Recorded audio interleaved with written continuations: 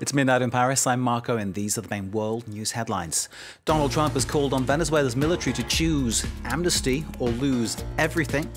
Trump was speaking to Latino expatriates in Florida, many of them from Venezuela. $20 billion of investment sealed in Pakistan. Now the Saudi Crown Prince Mohammed bin Salman is expected in India. No mention of any controversy as the Saudis blaze a business trail through South Asia. Poland angrily snubs the summit in Israel after the Israeli foreign minister says many Poles collaborated with the Nazis in sending Jews to the death camps of World War II.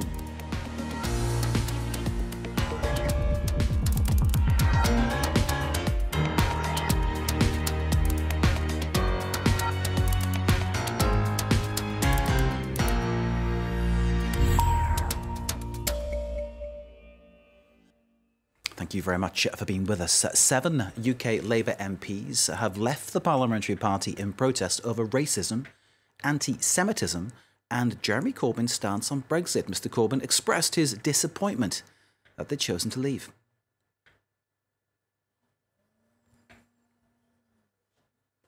Well, let's tell you first now in this Live from Paris bulletin about Donald Trump and his latest words on the situation in Venezuela. Donald Trump has been giving a speech in Florida, a much anticipated speech, it must be said, in which he was expected to make several statements regarding the situation. Trump, of course, the first world leader to give his backing to Juan Guaido, the self-proclaimed interim president of Venezuela. Well, Trump called on the military, of course, backing Nicolas Maduro. He called on the military to accept amnesty or risk losing everything. Let's hear from Trump. You must not follow Maduro's orders to block humanitarian aid, and you must not threaten any form of violence against peaceful protesters, opposition leaders, members of the National Assembly, or President Guaido and his family. We seek a peaceful transition of power, but all options are open. Donald Trump speaking in Florida a few moments ago. We got reaction from our correspondent in Caracas, Ana Herrero. Let's not forget that military high ranks are doing the same thing right now. They're sticking to their speech. They're sticking to their decision to support Nicolas Maduro. But the opposition is not going for them. The opposition is going for the troops, the ones in charge, more or less, of allowing the humanitarian aid in to the country. So so far there are no changes. Still, in the rallies, the opposition rallies, we've seen some differences. For example, we haven't seen the National Guard attack so brutally the manifestations, the demonstrations as they did before. This is a sign that everyone reads that something so different from before. We don't really know if this is the government, trying to take it slow and to be very careful with their decisions, or if this is a decision of the National Guard itself of not going against something that most of the troops feel. I mean, the humanitarian crisis, this touches everyone.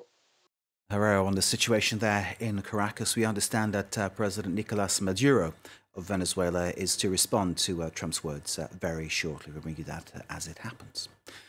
Next here, live from Paris, the situation regarding an ongoing incident in Egypt. 2 police officers have been killed in Cairo. This coming from Interior Ministry sources. An apparent suicide attack, a man blowing himself up in the ancient Islamic quarter of Egypt's capital. There was a situation near the mosque of Al-Azhar. And these images coming from the scene telling just a slice of the story. Of course, we'll bring you more on this as we get it. But we do know from official sources that 2 police officers have lost their lives in this incident in Cairo. Mohammed bin Salman has left Pakistan after signing business deals worth some $20 billion. The Saudi Crown Prince sealed these agreements on energy, mineral exports and agriculture. Observers say that this all illustrates Pakistan's need for inward investment. And this was clearly reflected by the lavish welcome rolled out for one of the most controversial of world leaders. Our correspondent Shreya Banerjee is following this, and she's in New Delhi, where, of course, Mohammed bin Salman will be going next. the whole country sort of united in its outrage over the attack. More jingoistic Indians would like to see some sort of retaliation, some action, without really thinking much about the consequences, whilst others want a more carefully thought out response. They would rather avoid escalation of violence and war. And as for the official stance, Prime Minister Narendra Modi's government has invested a lot of time and energy in fostering relations with Saudi Arabia. He's flown to Riyadh in 2016. He's met with Mohammed bin Salman on the sidelines of the G20 summit in Argentina. He hasn't made any comments about Jamal Khashoggi's death or about Yemen. So he stayed. The Indian government has kind of stayed on Saudi Arabia's good books.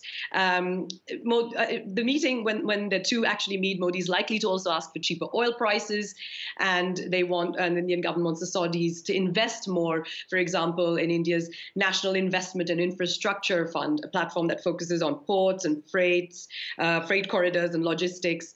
So the Indian government might be a bit miffed that Mohammed bin Salman is coming after his visit to Pakistan in the context of what happened in Kashmir. But it's unlikely that will create a serious rift between the two countries, given what's at stake.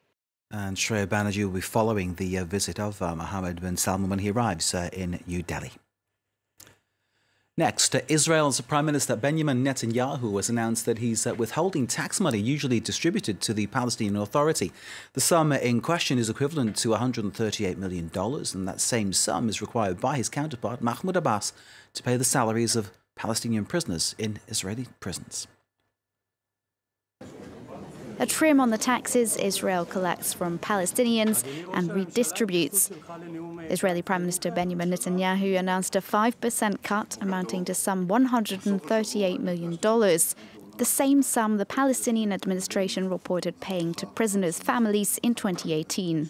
Today I will submit for cabinet approval the legislation on deducting terrorist salaries from the Palestinian Authority funds.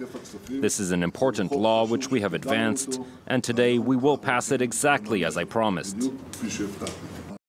A spokesman for Palestinian President Mahmoud Abbas described a unilateral blow and piracy of the Palestinian people's money. Under interim peace deals, Israel collects taxes from the Palestinian population, which are meant to go to Palestinians. Since negotiations hit a deadlock in 2014, Israel has at times withheld money in protest or to exert pressure.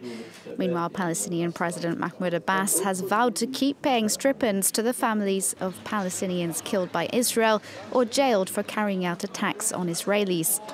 I hope the Palestinian Authority continues to follow up, as the president has promised that even if there's 1 cent left in the state treasury, he'll give it to the martyrs' and prisoners' families.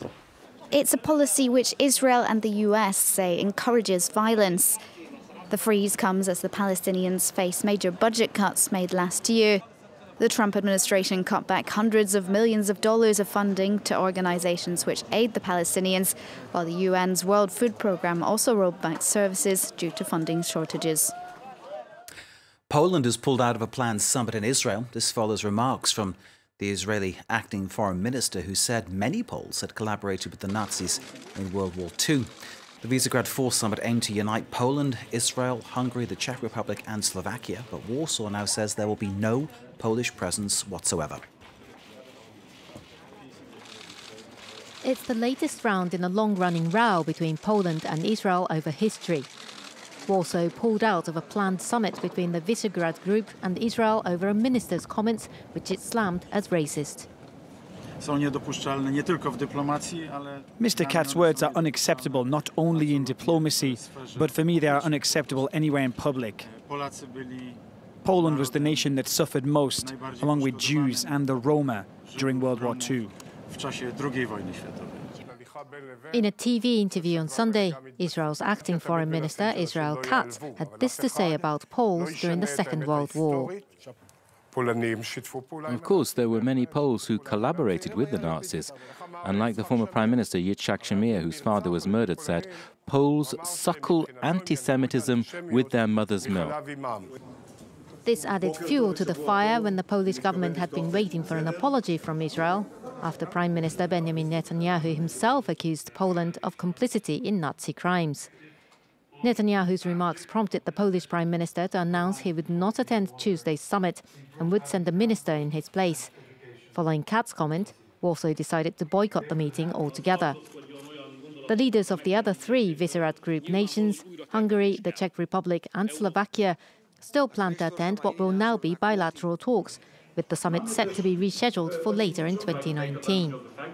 The latest spat comes a year after Poland and Israel clashed over a Polish law that made it illegal to accuse the country of complicity with the Nazis.